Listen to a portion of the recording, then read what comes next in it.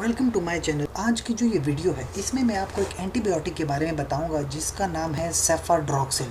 तो दोस्तों, सेफाड्रॉक्सिल क्या करती है, मार्केट में कौन कौन से इसके ब्रांड्स अवेलेबल हैं, इसके अलावा ये कौन कौन सी डोजेज फॉर्म में आती है, या टैबलेट में है, कैप्सूल में है, इंजेक्शन में है, जब आप ये ड्रग लेते हैं तो किस तरह से आपके जिस्म में ये काम करती है और कौन कौन सी बीमारियों में इस ड्रग को लिया जाता है, और जब आप लेंगे तो एडवर्स इफ़ेक्ट्स क्या क्या हो सकते हैं।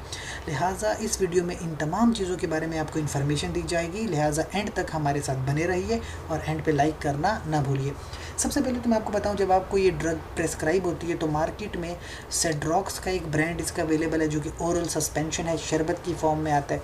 इसके अलावा ऑजिक्स के नाम में कैप्सूल्स आती हैं। फिर आपके पास है सायोनेक्स में टैबलेट आती हैं। इसके अलावा ड्रोमैक्स, ये आपके पास कैप्सूल्स हैं। रोश की प्रोडक्ट है, बहुत फेमस है। और नियोसेफ में भी आती है सेफाड्रॉक्सिल। तो यानी कि मार्केट में चाहे आप इसका कैप्सूल लेना चाहें, आप शरबत की हालत में लेना चाहें या टैबलेट्स लेना चाहें, हर तरह का आपके पास डोज अवेलेबल है। 500 मिलीग्राम में, 250 मिलीग्राम, फिर 500 में शरबत और 1000 मिलीग्राम यानी 1 ग्राम की टैबलेट भी अवेलेबल है। अब ये डिपेंड करता है आपकी प्रेस्क्रिप्शन के ऊपर। जो डोज और जो ब्रांड या जो आपको डोजेज फॉर्म डॉक्टर ने रिकमेंड किया होगा उसके मुताबिक आप जो है अपना प्रोडक्ट ले लेंगे मार्केट से। मैं आपको बताता चलूँ ये करता क्या है। ये दरअसल बैक्टीरिया को किल करता है, यानी बैक्टीरियासिडल एक्टिविटी रखता है। कैसे?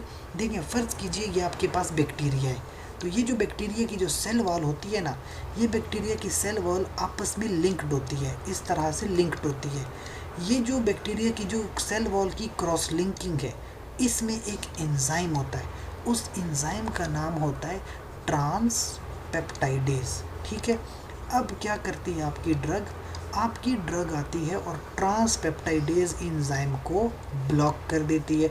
जब ये एंजाइम ब्लॉक हो जाएगा तो बैक्टीरिया की जो सेल वॉल सिंथेसिस है वो बंद हो जाएगी। जब सेल वॉल सिंथेसिस बंद हो जाएगी, इसके नतीजे में बैक्टीरिया की किलिंग हो जाती है। We call it bactericidal activity.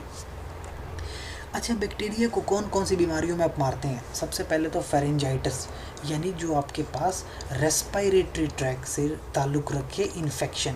तो रेस्पायरेटरी ट्रैक में फेरेंजाइटिस में अगर आप किसी बंदे को हो जाता है तो 1 ग्राम की डोज ली जाती है पर ओरल, यानी टैबलेट या कैप्सूल ले सकते हैं आप, या फिर आप इसको डिवाइड कर सकते हैं। दिन में 2 बार ले सकते हैं आप, 500-500 करके, और 10 दिनों का कोर्स पूरा करना होता है।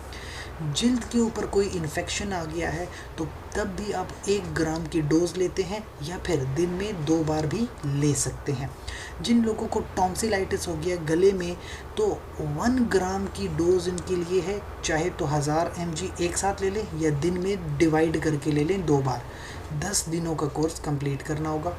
जिन लोगों को यूरिनरी ट्रैक इन्फेक्शन हो, यूटीआई में भी डोज बढ़ जाती है, 2 ग्राम की डोज लेनी होती है दिन में 1 बार, या फिर डिवाइड करके 1-1 mg की टैबलेट दिन में 2 बार।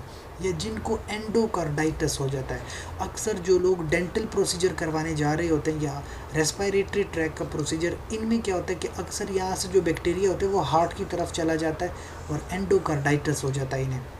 तो बेहतर है प्रोफाइलेक्टिकली, यानी कोई प्रोसीजर करवाने से पहले आप ये ड्रग ले लें। 2 ग्राम की ड्रग ले सकते हैं बिफोर द प्रोसीजर, ताकि आपको एंडोकार्डाइटिस ना हो। जब आप ये ड्रग लेते हैं तो कुछ आप एडवर्स इफ़ेक्ट एक्सपेक्ट कर सकते हैं, जैसे डायरिया तो बहुत ही कॉमन होता है। इसके अलावा पेट में दर्द या फिर डिस्पेप्सिया, बदहज़मी, नोज़िया, वोमिटिंग कभी कभी हो जाता है। अगर आपको एलर्जी है तो जो है रैश वगैरह आता है इन कंडीशन ऑफ एलर्जी। अर्टिकेरिया भी स्किन के ऊपर एलर्जी है। सूडोमेम्ब्रेनस कोलाइटिस, ये एक प्रॉब्लम होती है इंटेस्टाइन वगैरह में। स्टीवन जॉनसन, स्किन की बहुत ही severe kind of reaction allergy. Anaphylaxis allergy में है। लिवर पे थोड़ा बहुत इफ़ेक्ट आ सकता है, ALT AST के लेवल चेंज हो सकते हैं, या फिर वाइट ब्लड सेल में न्यूट्रोपिनिया यानी वाइट ब्लड सेल की थोड़ी बहुत कमी हो सकती है। So that is the basic information of सेफाड्रॉक्सिल, जो कि सिफेलोस्पोरिन एक एंटीबायोटिक है और मार्केट में इसके मुख्तलिफ़ तरह के ब्रांड्स अवेलेबल हैं। इसके साथ साथ हमारे चैनल को लाइक करें, कमेंट करें, शेयर करें और सब्सक्राइब कीजिए। बहुत शुक्रिया।